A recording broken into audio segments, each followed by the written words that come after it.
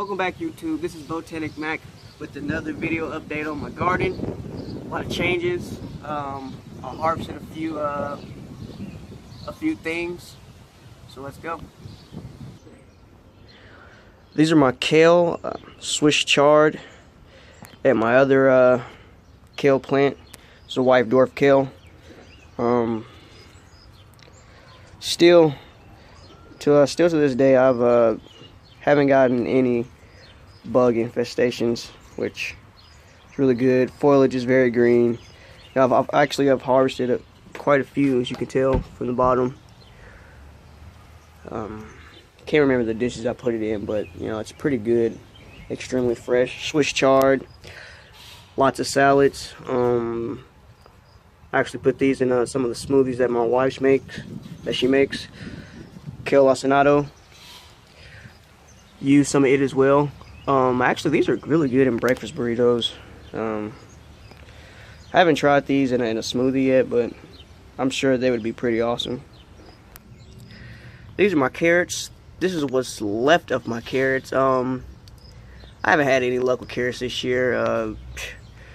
That's the best growth I've had all year. I sowed some more inside this container. If you guys noticed in the other videos, I had a 5-gallon bucket of kaleidoscope carrots, which are the carrots that are like purple, white, orange, all different colors.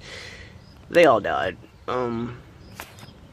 Necessarily don't know what I'm doing wrong, but hopefully I'll figure it out. This right here is my gorgeous collard green plant. This thing is doing phenomenal in this 5-gallon bucket. Haven't harvested any yet.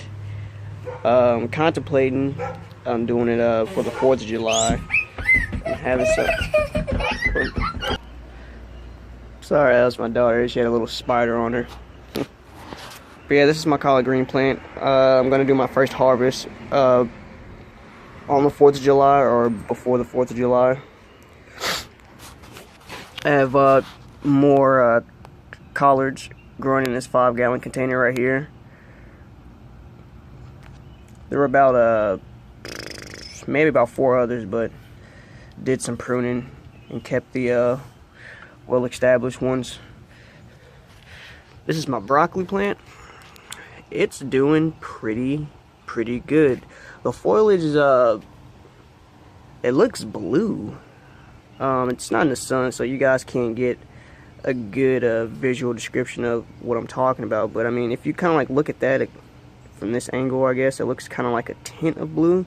And also, I'm gonna try to spread these leaves apart so you can see it. Give me a second. If you guys can see that, probably not. There's broccoli in there, so the broccoli is actually starting to grow after a while. I was wondering when it was going to grow, and checked this morning, and there it was.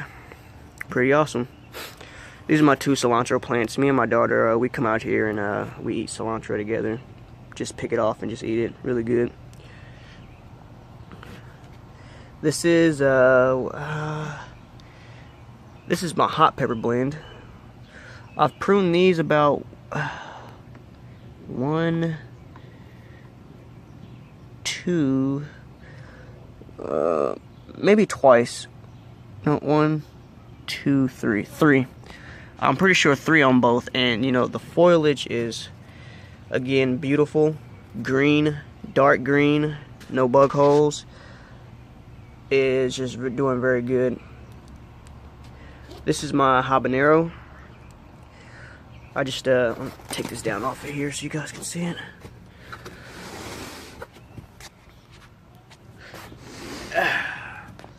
This is my habanero. It's doing pretty good. This thing was actually pretty small. I didn't think it was gonna grow. It didn't die necessarily, but it was just slow at growth. And I don't know if that's due to the weather conditions or it just starts off, as a slow grower. But it's doing pretty good now. It's getting pretty big. Thinned out some of the leaves in the middle to get some aeration throughout the whole plant. It's doing pretty lovely. I personally don't eat hot peppers like that. I thought about just eating one whenever I get whenever it starts yielding fruit, but I don't think so. Small banana pepper plant. I have 2 in this container. This thing was starting to set fruit last week, and I pruned it to this is actually going to be the last time I prune all my pepper plants. You know, I don't need a very huge harvest, but I want enough to where it's going to last for a while. But as you can see, I've pruned right here, right there. I think those are I only pruned both of these plants twice. Yep. Right here. I'm gonna pull this down. Give me a second. These things are heavy. These are my orange and green bell pepper plant. Doing pretty good. There's fruit. I'm just gonna let this thing fruit and just let it grow. I'm not gonna prune it anymore. As well as this one. You can see some fruit right there. And actually, I recommend everyone prune your plants. Because for one, when you don't, you know, when you get fruit, it's gonna bend the plant from it being so heavy. And when you prune, it makes the side shoots grow. You know, I honestly think it makes the plant look a little bit better.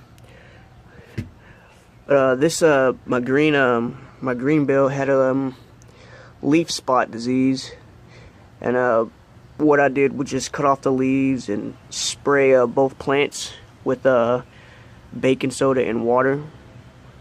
You know, I did a little bit of research, a little roly-poly right here. Did a little research and said that was one of the remedies you could use for leaf spot. That, and it was free of cost.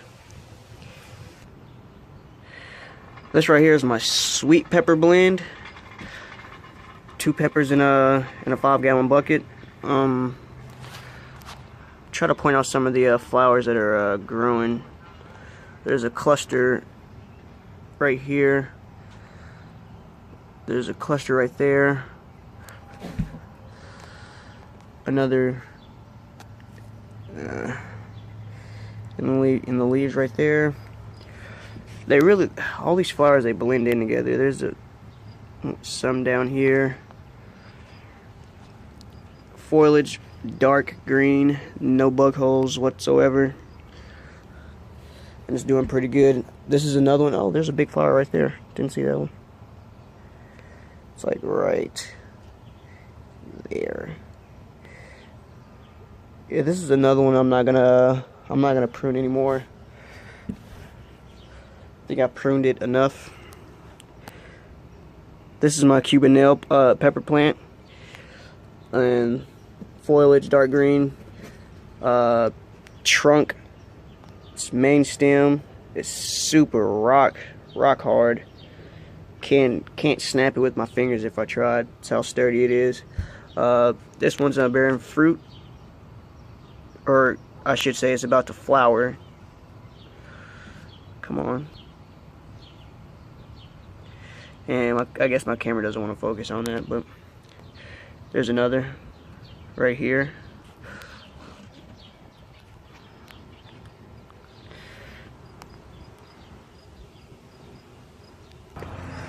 Here's my tub of